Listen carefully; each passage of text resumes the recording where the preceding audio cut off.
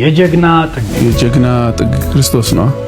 ፍቅር የጀግና ጥግ ነው። ከድብርት ነፃ መውጣት ብቸኝነት ሲሰማኝ አሁን አንድ መላ የመጣል ይመስሉ የእግዚአብሔር አብሮነት ትንሽ እንደሄዱ መንገድ ስተው የማያውቀው ጨለማ ውስጥ ገብተው እንዳለ መኪናው ተገልብጦ ሁሉም ሰኔ 30 ምንም ቢያድ ጊዜ ቤት ደጉም አብሮ የተማረ አብሮ የተላፋ ጎዳና ሲወጣ አኳኩሉ ብለው እንዴት አይፈልጉ? የኢትዮጵያ እድገት አማራ ተራራው ተገፍቶ ማይወድቀው የሚል ሙዚቃ ኢትዮጵያ ውስጥ ካልቆመ ጸጋና ሰላም ይብዛላችሁ። እንዴት ናችሁ? እግዚአብሔር ይመስገን በጣም ደህና ነኝ። ዛሬም በአዳዲስ ቪዲዮዎች ተመልሼ መጥቻለሁ። ለዚህ ዩቲዩብ ቻናል አዲስ ከሆናችሁ ሰብስክራይብ በማድረግ ቤተሰብ ሁኑ። ሁሌም የምለቀው ቪዲዮ ደግሞ በጊዜ እንዲደርሳችሁ የደውል ምልክቷን በመጫን መከታተል ትችላላችሁ። እስከ ቪዲዮ ቆይታ ድረስ አብራችሁን ቆዩ። ወደ ቪዲዮ። የጀግና ጥግ ክርስቶስ ነው። ፍቅር የጀግና ጥግ ነው። ሰው የሆነ ነገር አረገኝ ብለህ ማድረግ አርቲስቶቹ አልተቻሉ። ትልቁ ስኬት ቤተሰቦች ይውደዱ አይዘኑብህ። እሱ ነገር ትልቁ ሽልማት ነው። እንግዲህ ሰሞኑን አርቲስቶቹ አልተቻሉም። በየሶሻል ሚዲያው ላይ ስለ ኢየሱስ ማውራትን ተያይዘውታል። ነገር ግን ደግሞ ይህንን ዕውቀት ብቻ አውቆ መቀመጥ ደግሞ ምንም ጥቅም እንደሌለው ብዙ ጊዜ ተናግሬያለሁ። በዚህ ጌታ ማመንና ወደ ዘላለም ሕይወት መምጣት ወይ ደግሞ መግባት ያስፈልጋል። ይሄ ጌታ የሰራው ስራ ለኔ ነው ብሎ ማመን እና ከእንደገናም ደግሞ እግዚአብሔር አንድ ልጁን የሰጠው ለኔ ብሎ ነው ብሎ መቀበልን ይፈልጋልና ለዛ ነው መጽሐፍ ቅዱሳችንም ስሙ ለሚያምኑት ሁሉ ለነርሱ የእግዚአብሔር ልጆች ይሆኑ ዘንድ ስልጣንን ሰጣቸው የሚለው እግዚአብሔር ልጅነት በኢየሱስ ክርስቶስ በማመን የሚገኝ እንጂ ስለ ኢየሱስ ብቻ በማውራት የሚመጣ እንዳልሆነ ሁሉም እንዲያውቅ ያስፈልጋል። ያንን ካደረጋችሁ ሙሉ ትሆናላችሁ፣ ካላደረጋችሁ ግን ዕውቀት ብቻ ይሆንባችሁና ያለ አንዳች ትርፍ ትኖራላችሁ ማለት ነው። ለዛ በዚህ ጌታ አምናችሁ የዘላለም ሕይወት እንዲኖራችሁና የእግዚአብሔር ልጆች እንድትሆኑ አሁንም ደጋግሜ ጥሪ ያቀርብላችኋል። ሙከራ ሪካርዲንግ ላደርግ ነው። ይህም ዘፋኝ ነው። አንድ መላ የመጣል ይመስሉኝ ነው። መጀመሪያ በሪካርዲንግ ልሞክረውና ከዛ በኋላ ላይቭ እንደዚህ ገባለሁ እና ከአንዳንድ ጊዜ የሚሰማኝ ብቸኝነትን ያስረሳኛል ብዬ አስቤ ቲክቶክ ላይ ላይቭ ለመግባት ከእናንተ ጋር ለመጫወት አሁን ይህን ሪኮርዲንግ እንደ መለማመጃ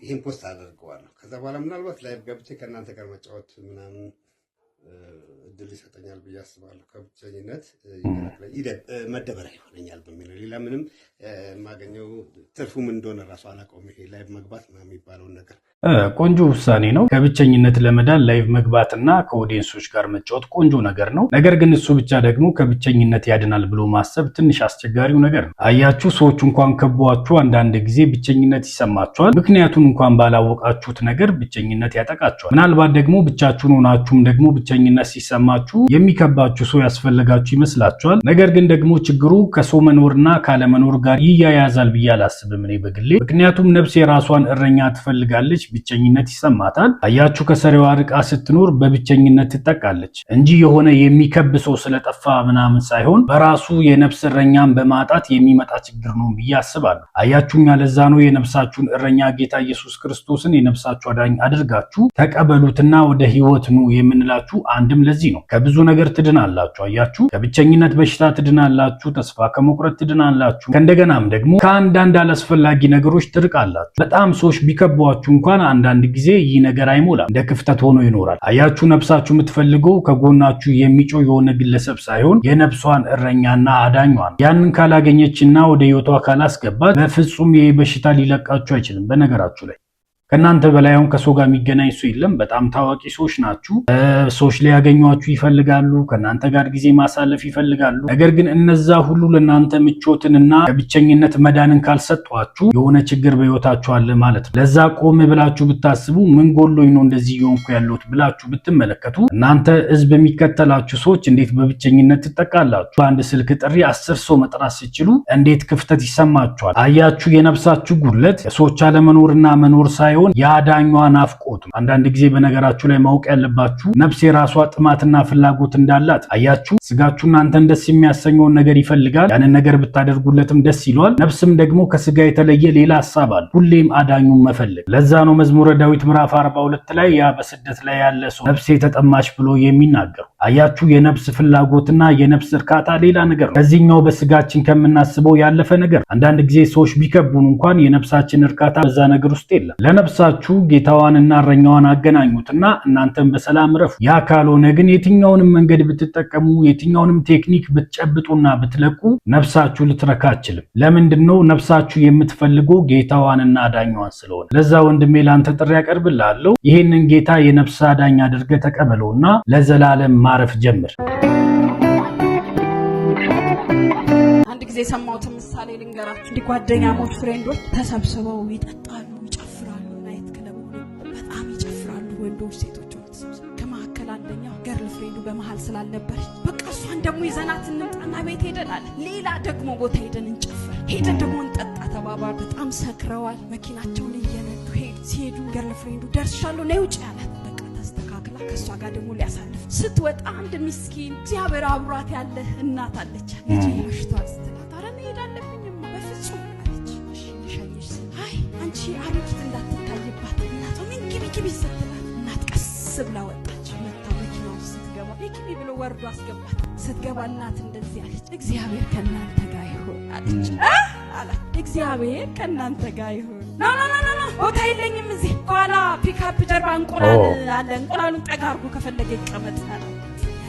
ብቻ እግዚአብሔር ከእናንተ ጋር ይሁን ብላ ገባች።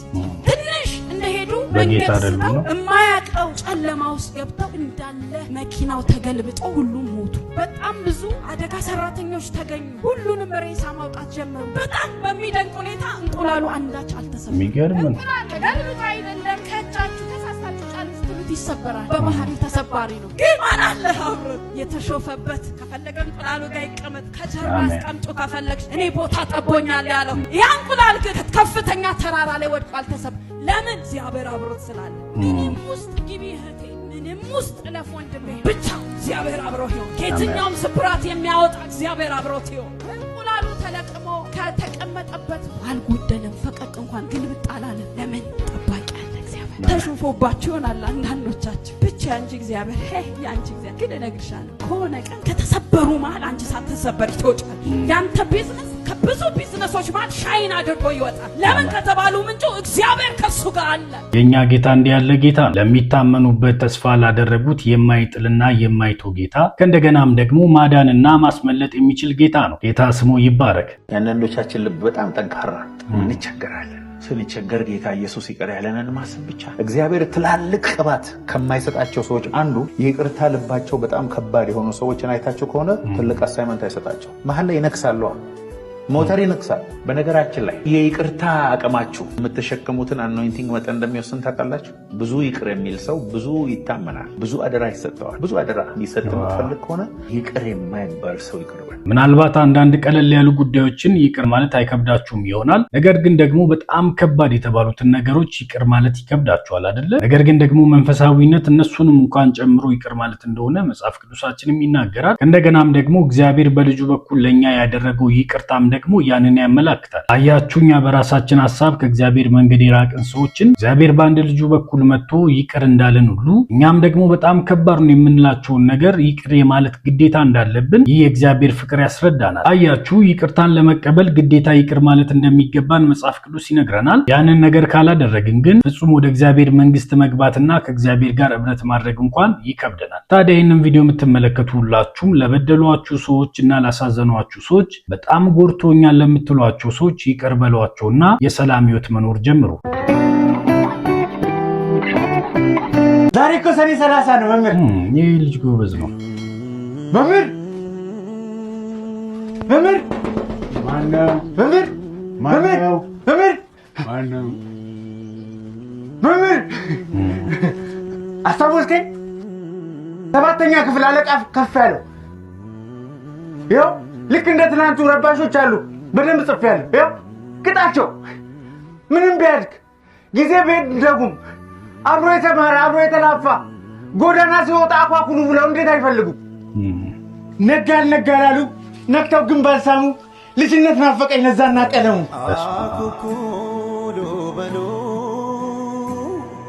አያጅቦ አለ ብሎ የጠየቀ ከሰውነት አርፎ ላውሬ የተጨነቀ ወርቃማው ትውልድ ወዴት ተደበቀ?